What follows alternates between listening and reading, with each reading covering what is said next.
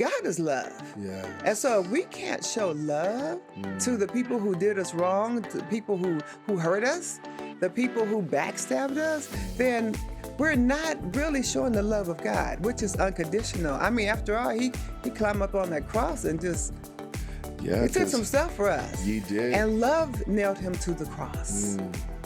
And he didn't come down off of that cross when he could have, because love kept him on the cross. And so, if we're not showing unconditional love, are we really showing God? Yeah. So in order for me to be able to love, first, I had to forgive. Come on. Oof. That's a word for somebody right there. First, I had to forgive. Yeah. Unforgiveness keeps you stuck. And so I had to forgive. Yeah. I had to forgive my perpetrator. I had to forgive all the people who didn't see me, who didn't come to rescue me. Yeah. Everybody who I thought was not there for this 10-year-old child, I had to forgive. And so in forgiving, it set me free so that I can love unconditionally. Do you think anything is possible inside of Sin City, Las Vegas? I believe what God is doing is that he's bringing people together under the spirit of unity to display that anything and everything is possible through him. This is Las Vegas United. Well, hello and welcome to Las Vegas United. I'm your host, Dr. Presley, and I want to welcome you if you're watching from Keen 17, if you're watching from our app, or if you're watching from YouTube. We want to welcome everyone. If you are watching from YouTube and you haven't already subscribed, I don't know why you haven't. You should already be subscribed. And also to hit that bell so that whenever we go live, you know, because we want you to know what's going on in your city, because that's what we're here to do. Las Vegas United, to let you know what's going on in your city. Speaking of in your city, I would like for you to help me welcome my next guest here. She is an author. She is a woman that has overcome, and she is here to let us know about her upcoming book and also to movie as well. So can you help me welcome Dr. Kathy Howard? How are you doing today, ma'am? I am well, praise God. Thank you for the awesome introduction. No, thank you for coming out. We just had your husband up on the last show, so super excited. Speaking of his husband, he's sitting right up over there behind the camera. That's my backup. That's my biggest fan right there. Come on now. And it's always good. It's always good to have the support and everything. Let us know who Kathy is. I know you've studied and doctor and everything, but let everyone know who Kathy is, because sometimes we can go through life and we will accomplish a lot of things. Yes. But a lot of times what happens is that we want people to know us not for what we've accomplished or anything like that, but truly who we are. Who is Kathy? Absolutely. I am Kathy Howard, wife of Pastor Tony Howard. Yes. Proud wife of Pastor Tony Howard. Come on now. And I'm also a pastor myself. We serve in Las Vegas, Nevada, now 22 years. Destined for Glory World Outreach Ministries. Come on now. And we are a blended family of 5. We have, I'm losing count, 8 grandchildren and 6 great-grandchildren. Oh, that quiver is, you didn't mention that before, that quiver is full now. That quiver is full now. Come on, that's good. We're full, and we absolutely love it. We are family-oriented all the way. Also, I am an overcomer of sexual perversion, molestation, and rape by my stepfather, the pastor. And that went on for many years. And at 15, I had his child. Can I just say this? I'm sorry. I mean, I'm pretty sure you heard it before, but I'm sorry that you've gone through that. As a pastor, I want to say I'm sorry to you, and it's a blessing to see that, that you have such an amazing man by your side to walk you through this, but even much more for you to have overcome this. So I'm sorry as this happened to you, and thank you for being up on here to share with us, and also through your book and your upcoming movie, to share with everyone what it looks like to overcome. So I just wanted to say that to you. Once again, my heart really goes out to you and anyone else that may have gone through anything like this. I appreciate that. But I am not a victim. Come on. I am an overcomer. Come on. God is just so gracious. I tell him thank you for my gift of suffering, the one that you knew I could handle, because it has helped me to not only overcome myself, but to help others to overcome. So I travel the world, and I am just sharing my message of the hope of Jesus Christ, first of all. Yeah. That's the main message. Come on. The hope of Jesus Christ, because Yes. that's the only way I got through it and continue to go through it. But the thing is, God has given me a task. He has given me a predestined assignment, and I plan to carry it out well. Yeah. So, yes. Yeah. So I have a question for you. I mean, Yes. with overcoming, how has this? Because I think I really feel in my heart that someone could use your words right now in this right here. Yeah. Probably going through a difficult time like that, right? How has this allowed you overcoming and allowing Christ to come in and heal your heart? Yes. How has this allowed you to love your children, Oh your my gosh. grandchildren, and your great-grandchildren? Because I'm pretty sure Yes. with all this, there's a part that's taken, there's an innocence that's taken. And when it's taken away, the ability to love in the truest form, right? Yes. Seems to elude us at times. So from your healing, how has this allowed, because I really feel in my heart that someone could benefit from your words right now. How has this, you overcoming, how has this allowed you? And what does love look like now for you with your children, Yes. with your grandchildren, with your great-grandchildren, and your husband? Like, what does that look like? I'm glad you asked that question, because that is so very important. For me, it taught me to love on a totally different level, because I wasn't protected and I wasn't covered, obviously. It started when I was age 10. The whole initial contact started when I was age 10. And so because of that, it actually made me overprotective. It made me over-controlling over my children and my grandchildren and the great-grandchildren, because I felt like I'm not going to let that happen to them, not on my watch. Yeah. And so my husband came along, and he's just loved walking, okay? He is Jesus in the flesh on this earth. He taught me how to love unconditionally. Wow. He taught me how to genuinely love people for who they are, and not through my trauma lens, not through my untrusting lens, and not through my suspicious lens. So because he's open, his heart is so open. He didn't have the childhood I had. I was not allowed or given the ability to trust people, because they couldn't be trusted, right? The people who were supposed to love and protect me and cover me, my pastor, who was my stepfather, my dad who raised me, those are the people you're supposed to be able to trust. Yes. And so I couldn't. And so from that, walls went up everywhere. Yeah. Okay, what do you want? You're acting like you like me, you love me, you want to, spend some time with me, but what do you really want? Right, what's your true intentions? Right, and so he was raised differently. He came from a loving family. They had no inhibitions at all. And so he was just free with it. And I thought what's wrong with him? You like, love doesn't cost a thing? And he thought something was wrong with me. I'm like, what's wrong with you? He's like, what's wrong with you? Right. And so... Why won't you let me love you? and he came as a trigger, right? He's a whole trigger. You're a pastor and a prophet too. You're a whole and a stepfather. You are a whole trigger. Goodness. You're you checked all the boxes. He checked that's all not supposed the to be boxes. checked. Yes. And so he loved me unconditionally until I could love unconditionally, love myself unconditionally, and love people unconditionally. Right. So he came to help finish what God started. Yeah. So 22 years married now. Yes. Congratulations to you both. Isn't it interesting how God works, right? In that we say he has a sense of humor, how he really looks to get to the true aspect of healing. Yes. Right? How he'll bring the very thing that may have caused us hurt and pain and discomfort and untrust, right? The trauma. Yes. He will bring someone that may check the boxes of position, but doesn't check the box of the heart. Yes.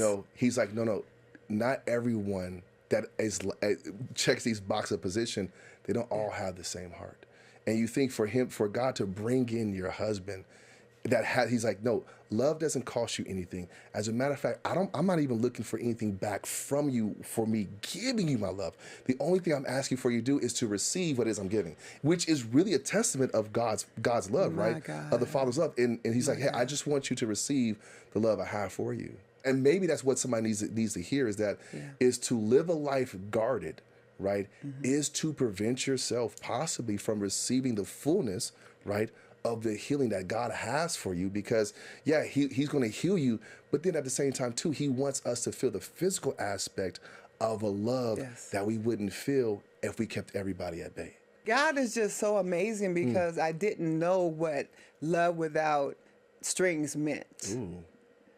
And he's still that way today. 22 years later, he's so giving, so selfless, until I couldn't help but to change, because he just wouldn't stop being this loving person. Like, okay, reveal yourself. Yeah. Go ahead, reveal yourself. Shout out to Pastor Tony, man. Come on.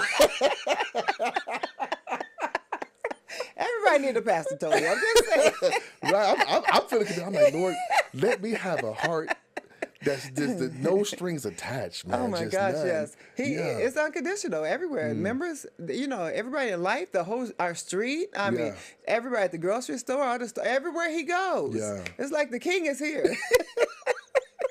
He hugging the cashiers, and how's your mom doing? And just, it's so different. I've never experienced that. Like I said, our family was pretty guarded, and and rightfully so. But God is love, and so if we can't show love to the people who did us wrong, to the people who hurt us, the people who backstabbed us, then we're not really showing the love of God, which is unconditional. I mean, after all, he climbed up on that cross and just. Yeah, he took some stuff for us. He did. And love nailed him to the cross. And he didn't come down off of that cross when he could have, because love kept him on the cross. And so, if we're not showing unconditional love, are we really showing God? Yeah. So in order for me to be able to love, first, I had to forgive. Come on. Oof. That's a word for somebody right there. First, I had to forgive. Yeah. Unforgiveness keeps you stuck. And so I had to forgive. Yeah. I had to forgive my perpetrator. I had to forgive other people who didn't see me, who didn't come to rescue me. Yeah. Everybody who I thought was not there for this 10-year-old child, I had to forgive. And so in forgiving, it set me free so that I can love unconditionally. You really make me think about Jesus on the cross, right? Yeah. When he says, forgive them, Father, for they know not what they do. And it's interesting because he's speaking of the people that have beat him. Yeah. He's speaking of the people that pulled out his beard. He's speaking of the people that have spit on him. He's speaking about the people that all of the Jewish people that's supposed to be loving him, supposed to know who he is. He's talking about all of them. And it's interesting because you made me think, it's like, until you forgive those who have harmed you, you're not showing the love. And it's like the God's love. And it just made me think, you just made me think, like, Jesus on the cross, and he's like, just for the record, I forgive all of them, and I'm asking a Father to forgive them. That is a real act of love. Right? He's asking the Father to forgive. Yes. So with all of this forgiveness and everything, and with everything you've gone through, you came out with a book. I did. Overcoming Sexual Perversion in the Church. In the church, yes. Can you speak a little bit towards the book here? Absolutely. Yeah. So the book is about my life and what I endured. So it's entitled Overcoming Sexual Perversion in the Church because he was the pastor, right? Yeah. And so at times I would go to the church, he would take me to the church, and those acts would happen at the church as well. And so I had to overcome that in order to, I'm a pastor and a pastor's wife. Yeah. Okay. So God has jokes. Very, very interesting sense of humor. I am not supposed to be at church, let alone married to a pastor, right? Yeah. Church should be my trauma and my trigger every time. But I wrote the book to help others who cannot overcome the trauma that they endured at church or at the hands of the pastor. Now it's everywhere. My story, I'm 66. That happened when I was 10, 56 years, well, 10 and up. 56 years ago. So back then it was like taboo. Didn't talk about it, right? But now it's everywhere. It's every fourth kid almost. Oh, wow. Not always a pastor, but Yeah. being touched and handled inappropriately. Yeah. And so in order to continue with what God has preordained for your life and what he preordained for my life, I had to overcome that and say, Father, you have a plan and a purpose for this for my life. So I'm going to accept your plan. Yeah. And I feel like the enemy tried to derail what God had for me by, as a child, trying to stunt my walk with God at an early age. Because typically, that's where he gets you as a child, right? And so I had to keep my eyes focused on what God's plan was for my life. And I was able to overcome that. So I wrote the book because I want to help others overcome what the enemy is trying to derail in their life. And it's about my trauma, but it's also giving you tips and tools to overcome that trauma. I have 3 daughters. And it's just one of those deals, as you were talking, in my heart, I'm like, I could never. Right. Like, them are my babies. You know, I'm upset if somebody do something wrong to them, you know, and I'm sitting here and I'm like, you know, how many other people have gone through the same thing, right? Both in the church and out of the church, you know, and I love what you said. You said, you know, this is normally what the enemy would do to attack you at a young age to keep you away from going to God. Yes. Can I ask you a question? What did that look like if you going through this and still obviously clawing and crawling and crying and sitting and running, but yet you found your way on the path? How? Like I'm sitting here and I'm amazed. Normally somebody goes through that and you hear all these things, but you're like, no, I chose at some point to stay the course. And I had to do the work, right? Because of course that trauma is very hard to overcome. Yeah. And my husband always said, you make it look easy. You're an anomaly, you know, because I had family members that didn't do so well. Yeah. However, I stayed the course. I had to do the work, the healing work. I went to therapy. I had to stay in God's face. But I condone therapy. That helped me to get past some of the trauma that I had buried, didn't even remember, you know. But things start popping up. I'm like, okay, what is all this? Where are you coming from? Go back down. I stuffed you down years ago. Why are you just popping up? And so with that, I went to therapy. I did EDMR therapy, and that just really opened up a whole nother world for me. So I condone therapy. I think, actually, I don't know a person in this world who can't benefit from it, because everybody's had some trauma. And so in order for it to not come out the wrong way and to the wrong person and inappropriately, I had to go heal areas of me that were broken that, you know, my husband couldn't heal. I felt like God was leading me to that. And so it helped to define my purpose even more so. If you could just speak to the one moment you just said, you know, therapy allowed me to heal in places that my husband couldn't get to. Absolutely, because he wasn't there. And he didn't know the whole gamut of what I endured. Right. You know, I write explicitly in the book about some of the trauma, but he wasn't there. And so he could only hold my hand, support me through the process, which he did very well. Right. But he couldn't do it for me. And so going to therapy, I was able to open up in areas that actually had been buried for many, many, many years. And so we pulled back those layers. We, peeled back that onion, as you will. Yes. And the more we peeled it back, more stuff came up that I didn't remember. I've forgotten more than I ever remember, I'm sure, because it went on for 6 years. But the thing is, the clinicians are trained in that. Yes. And so my therapy sessions were brutal. Yeah. The therapist was crying. That's that's how deep it got. Yeah. But when I got to the 10-year-old girl that had been buried for all those years, I told my husband, and I just love him. He took me to every therapy session, dropped me off, came back and got me. So that made it so much easier to process along the way. And then we would go and eat lunch afterwards and talk about the experience I had. And he's a crybaby. He's an emotional, oh my gosh. He listen, it don't take I'm not much. going to let you talk about my friend like that. Don't talk about my friend like that. Let me tell you something though, because again, God has jokes. Yeah. I was not. I didn't really have tears. I cried at 10. Nobody heard me. I said, well, I got to survive. So crying is weak. We got to, so I didn't. And so then I, became hard. And that's how people saw me, as hard and emotionless. Because I was numb, right? But because he is such an emotional person and he's so in tune with his emotions. Right.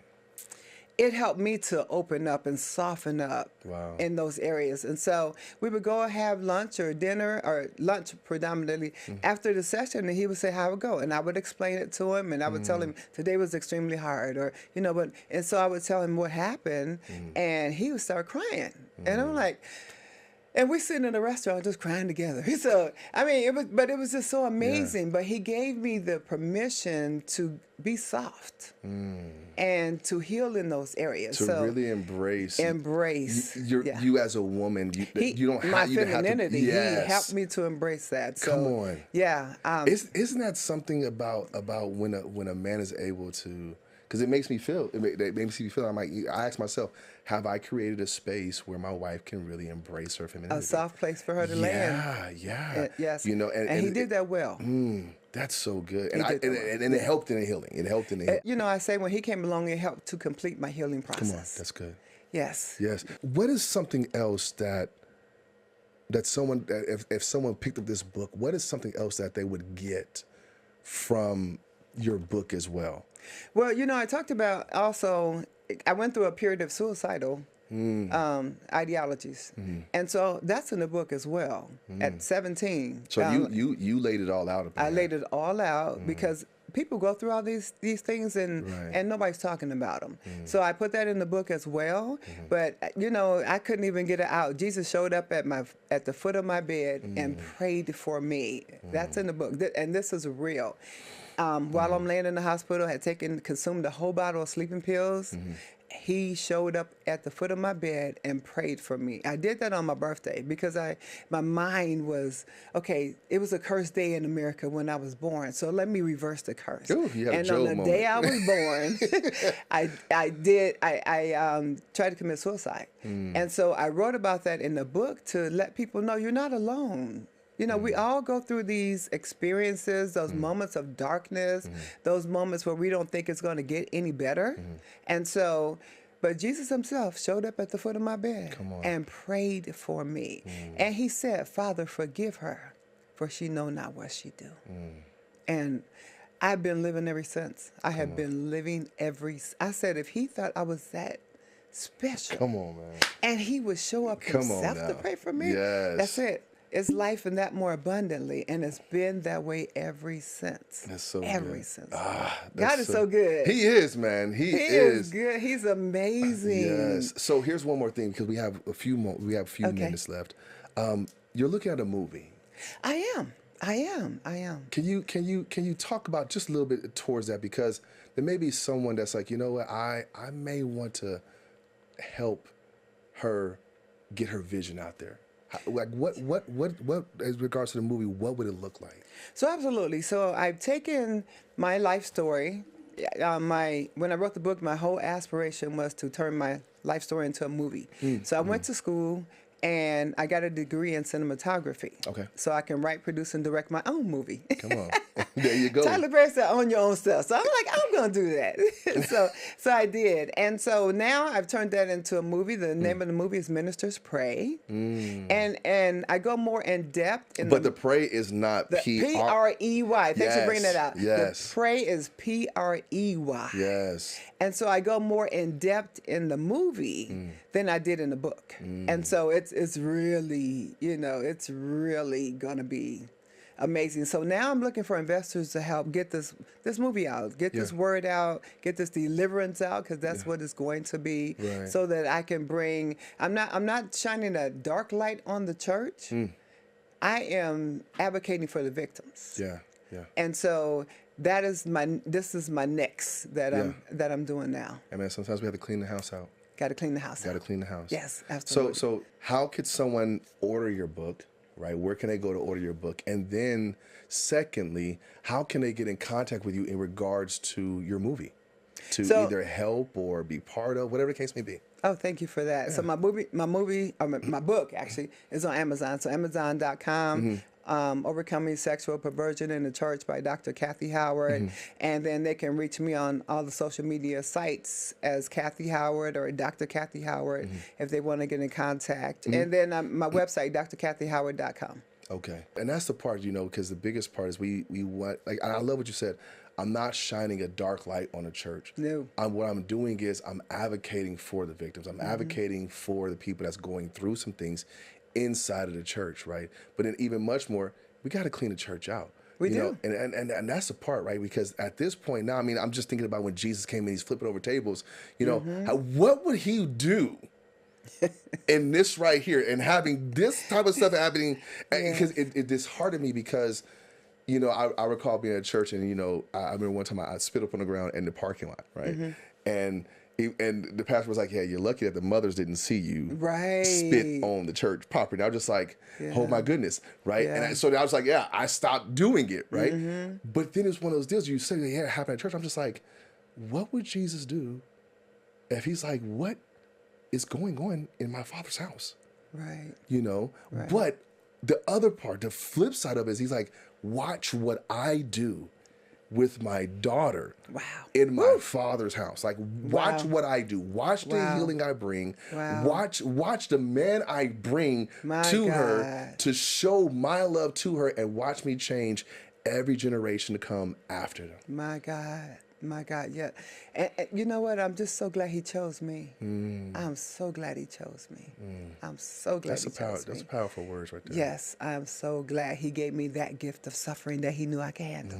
Yes. So, So I would be foolish to shine a light on the church like that because we have a church. Right. But I do know that in all churches there are people who were like me who are not healed, and so I want to bring that awareness to the churches and to the pastors to help, because I've been in church all my life and nobody recognized or could help the trauma that I was going through.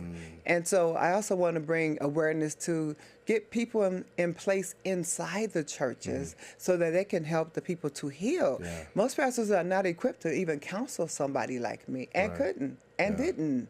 I've told them all my story. Hey, this happened to me, privately. They didn't know how to handle that. So we have to get the information that we need. But if you don't have it, send them out to counseling, to therapy. Amen to that. Yeah. Yes. There's something about the cross on the couch, right? Oh, the cross on the couch. I love it. That's the next T-shirt. Come on now. No, thank you, Dr. Kathy, for coming up on here and sharing your testimony and in regards to the book, what you've gone through. 'Cause I know it wasn't easy, but I'm pretty sure someone has benefited from this.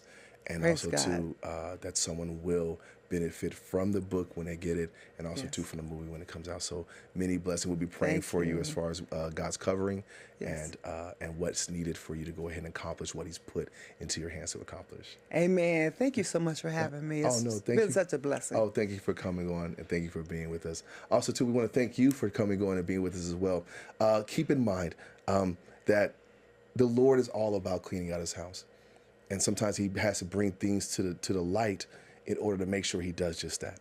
And I would sit here and say, if you find yourself a victim of any type of sexual perversion, whether in the church or out of the church, make sure that you do the necessary things to overcome that very thing. Number one, make sure that person is found out. Number two, receive the healing that you need, the counseling that you need. And number three, never leave the faith, because God will always bring the very person and people around you to help you heal all the more. God bless you all. We catch you guys on the next episode of Las Vegas United. Our show is hosted by Pastor Dada Presley from Connection Church LV. To learn more about him and his ministry, please visit myconnectionlv.org.